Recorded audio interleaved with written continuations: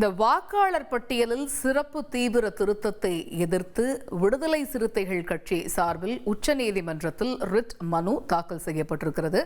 கூடுதல் விவரங்களை எமது செய்தியாளர் வெங்கடேசன் விவரிக்க கேட்போம். வெங்கடேசன், இந்த மனுவில் விசிக சார்பில் என்னென்ன தகவல்கள் இடம்பெற்றிருக்கிறது, விவரங்கள்?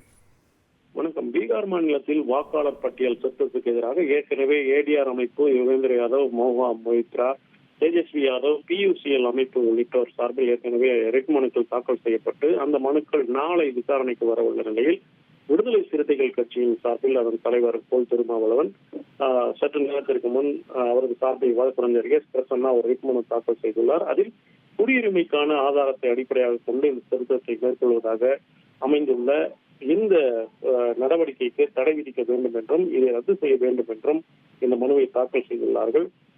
குறிப்பாக இந்த நடவடிக்கை, குறிப்பாக இது போன்ற வாக்காளர் திருத்தம் தமிழ்நாட்டிலும் தேர்தல் நடத்தப்பட உள்ள சூழலில் இந்த நடவடிக்கையினால் பல்லாயிரக்கணக்கான தமிழக வாக்காளர்களின் வாக்குரிமையை பறிபோகும் நிலையையும் அந்த மனுவில் தொல் திருமாவளவன் சார்பில் சுட்டிக்காட்டப்பட்டுள்ளது. இந்த மனு நாளை விசாரணைக்கு வர உள்ளது.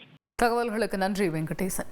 ட்ரெண்ட ஃப்ரெண்ட் ஆக்கிக்கோங்க. தந்தி டிவியின் சப்ஸ்கிரைபர்ஸ் அண்ட் ஃபாலோவர்ஸ் குடும்பத்துல நீங்களும் இணையுங்க.